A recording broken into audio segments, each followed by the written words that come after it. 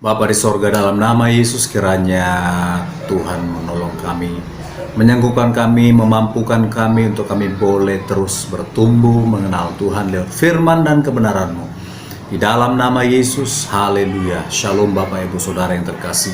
Dalam nama Yesus, kembali bersama dengan saya Marin Susitorus untuk kita boleh belajar bersama kembali, di mana pada beberapa hari ini kita terus belajar tentang Kitab Roma ya. Hari ini kita akan belajar dari satu kitab Roma, itu dari kitab Roma 12. Ini judul perikopnya adalah mengenai persembahan yang benar. Dikatakan di sana dalam ayat 1 dan 2, karena itu saudara-saudara, demi kemurahan Allah, aku menasihatkan kamu supaya kamu mempersembahkan tubuhmu sebagai persembahan yang hidup, yang kudus dan yang berkenan kepada Allah. Itu adalah ibadahmu yang sejati, ya. Janganlah kamu menjadi serupa dengan dunia ini, tetapi berubahlah oleh pembaharuan budimu, sehingga kamu dapat membedakan manakah kehendak Allah, apa yang baik, yang berkenan kepada Allah, dan yang sempurna. Nah, Bapak Ibu Saudara yang terkasih, dari ayat ini yang pertama kita boleh belajar. Dikatakan bahwasanya di sini merupakan satu nasihat yang diberikan kepada kita lewat firman ini, supaya apa? Supaya kamu mempersembahkan tubuhmu, ya. Mempersembahkan tubuh adalah dikatakan di sini sebagai persembahan yang hidup, yang kudus dan berkenan kepada Allah. Nah, kalau kita belajar ayat ini Bapak Ibu Saudara yang terkasih, kita harus menyadari bahwasannya peribadatan kita kepada Allah itu tidak cukup ketika kita pergi ke rumah Tuhan atau ke rumah ibadah, ya.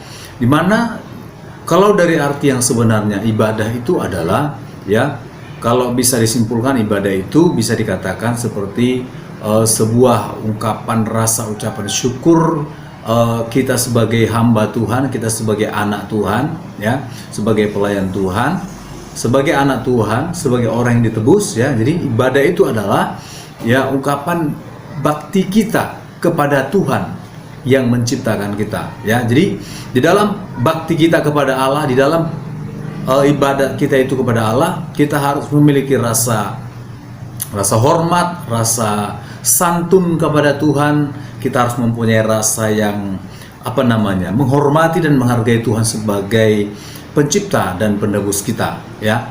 Nah, jadi Bapak Ibu Saudara, itu sebabnya di dalam kitab Roma 12 ini dikatakan persembahan kita itu akan benar apabila kita mempersembahkan hidup kita kepada Tuhan, ya.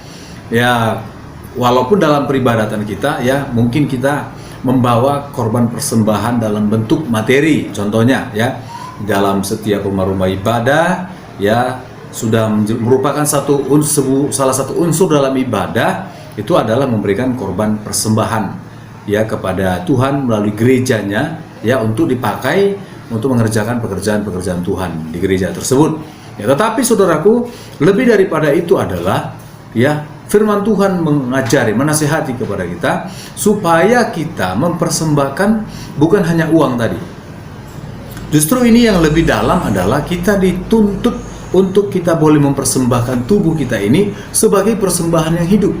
Jadi Tuhan tidak mau kita memberikan kepadanya persembahan yang mati, tapi Tuhan mau supaya kita memberikan kepada Tuhan itu persembahan yang hidup, dan bukan hanya hidup, tetapi juga dikatakan yang kudus, ya. Ya, itu sebabnya di ayat yang kedua dikatakan janganlah kamu menjadi serupa dengan dunia ini, ya. Di versi penafsiran yang lain dikatakan jangan serupa dengan zaman ini, ya.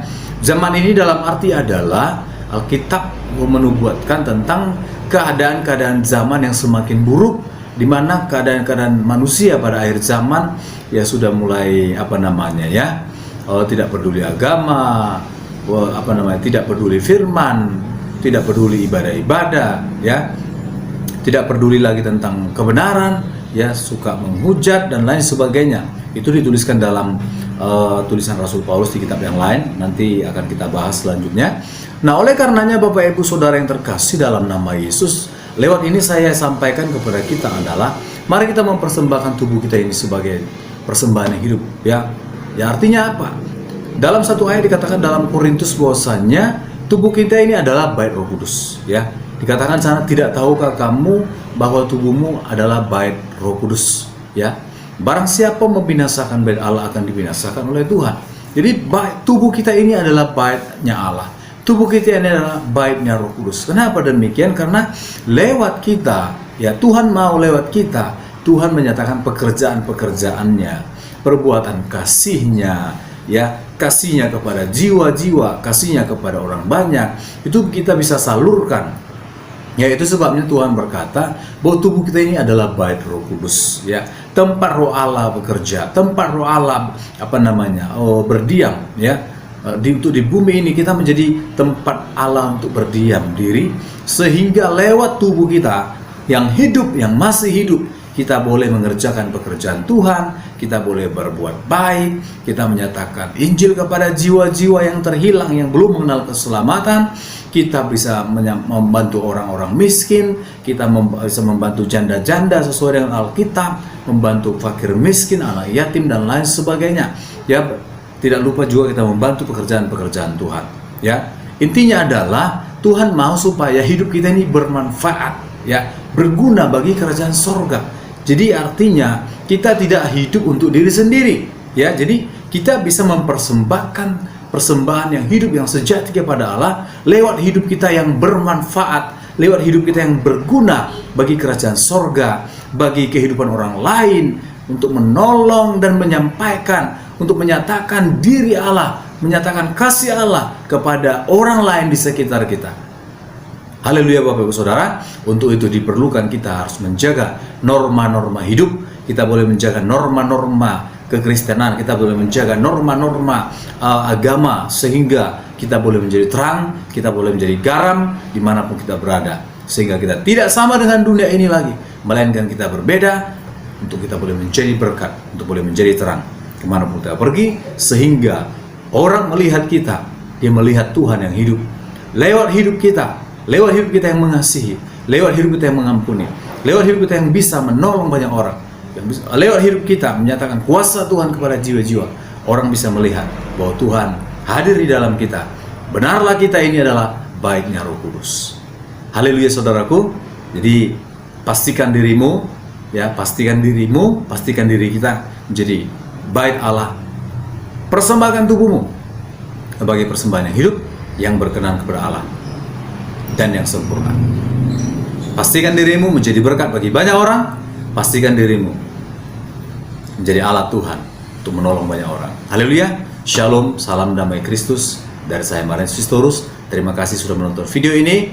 Jangan lupa berbagi, berikanlah kepada teman-teman saudara yang mungkin membutuhkan renungan firman Tuhan ini. Haleluya. Shalom, Tuhan Yesus memberkati.